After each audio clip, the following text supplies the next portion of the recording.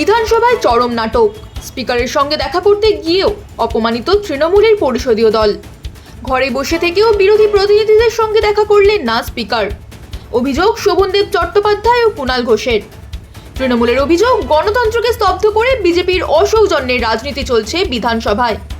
তৃণমূলের কটাক্ষ, মুখ্যমন্ত্রীর ঘর তৈরি, কিন্তু বিরোধী দলনেতার ঘর নেই কেন?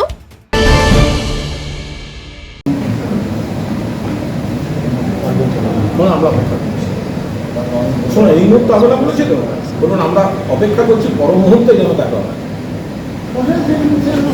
এখানে কেন আমার জায়গা আছে, আপনি বলুন একটা বিরোধী দলের 36 বছরের লিডার, তাকে ঘর দেওয়া হবে না, তাকে চিঠির প্রাপ্তি স্বীকার করা হবে না, সচিবকে দেখিয়ে দিচ্ছেন, সচিব আগের সময় ফোন তুলছেন, আমাদের পরিষদীয় দলের মিটিং ডাকা যাচ্ছে না, কি করে হতে পারে? কথা বলতে কি অসুবিধা? প্রধানমন্ত্রী নাকি কথা বলতে কি অসুবিধা হচ্ছে? লোকে তো সৌজন্যের খাতিরে কথা বলে।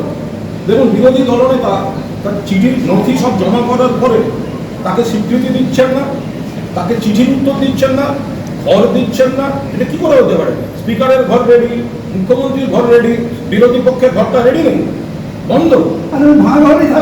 আরে কাজও তো হচ্ছে না।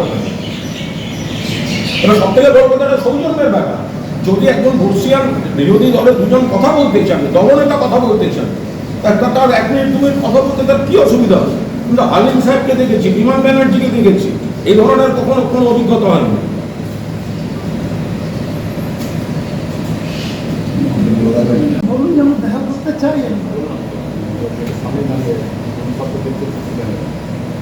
বলুন সেটা তো অসুখ, মানে এটা তো সৌজন্যে পড়ে না, এটা কোনো সৌজন্যে পড়ে না।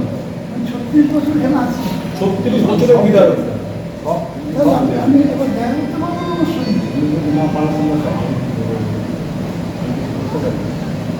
আপনার বলুন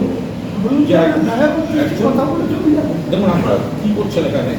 আপনি বিরোধী দলনেতাকে স্বীকৃতি চিঠিটা দিচ্ছেন না, ঘর দিচ্ছেন না, আমি বলছি ঘর দিচ্ছেন না। এবার সেই ঘরটা চাইতে কথা বলবো। আমি এখানে 36 বছর ধরে আছি, টানা 36 বছরের বিধায়ক, আমি 5 মিনিট কথা বলতে পারবো না?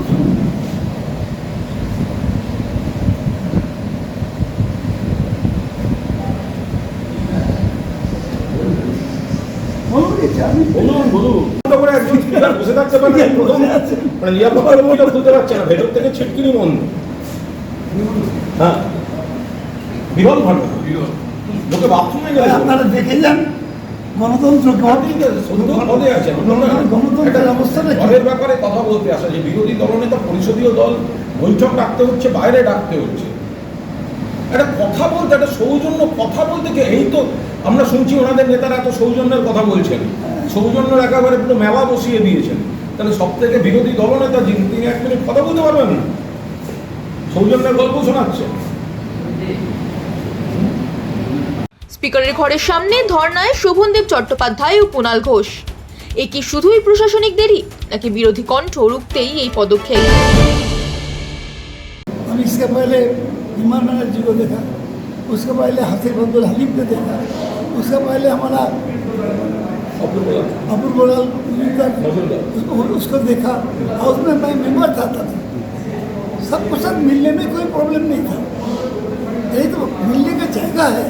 स्पीकर को बस सब जाता है, कुछ ना कुछ बोलना होता है, स्पीकर को बस सब आता था।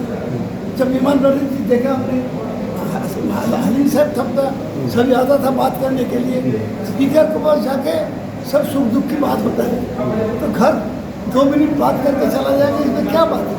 देखिए ये ऑपोजिशन लीडर है, हम लोगों का ये लीडर है, तो अभी तक जो हुआ, ये ऑपोजिशन लीडर का पोस्ट का ऑफिशियल जो सैंक्शन, ये एक्नॉलेजमेंट, ये स्पीकर नहीं दे रहे हैं, और ऑपोजिशन लीडर का जो घर है, ऑपोजिशन का जो घर है, वो भी नहीं दे रहे। स्पीकर का रूम रेडी है, चीफ मिनिस्टर का रूम रेडी है, ऑपोजिशन लीडर का रूम रेडी नहीं है। अभी स्पीकर बाहर चले जाएंगे, फिर वो सेक्रेटरी को बोल रहे हैं, सेक्रेटरी फिर वो एक बात बोल रहे हैं। तो हमारा मीटिंग है एमएलए को, तो बाहर डाकने पड़ रहा है, यहाँ पर तो ये रीति है, हमारा लेजिस्लेटिव पार्टी का मीटिंग तो यहाँ पर होना चाहिए, लेकिन रूम नहीं है। इसीलिए respected Sovandeb Chattopadhyay, our legislative party का लीडर, वो एक बार बात करना चाहते हैं कि हमारा चाबी हम अलाउ कर दीजिए। क्या कर रहे हैं आप ये काटसी का बात बोल रहे हैं, लेकिन आप ये पूरा उल्टा कर रहे हैं असेंबली में। तो वो तो बात करने से डर रहे हैं, लेकिन वो तो रेस्पेक्टेड स्पीकर कह रहे हैं। हम तो एकदम पूरा सम्मान से कि क्या प्रॉब्लम है, आप क्यों नहीं दे रहे हैं, तो ये इसका जवाब क्या उनके पास नहीं है। तो वो Sovandeb Chatterjee senior most member of this house, 36 years उन्होंने इस हाउस में है, तो एक बार बात करने से उनका क्या प्रॉब्लम है।